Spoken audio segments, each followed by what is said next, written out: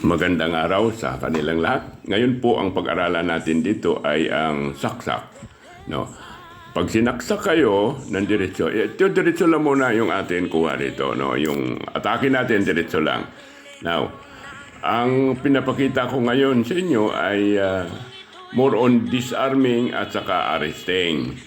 No? Dahil yan po ang tinuturo natin sa ating estudyante rito para sa pagkapulis.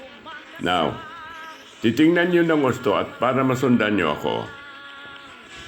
Pero napakaraming klaseng saksak. Ito muna ang inuuna natin. Yung diretso muna, diretso. Pag sinaksak kayo ng kanan, pasok kayo dun sa kanan. Kailangan na kakanan pa ang antayo nyo.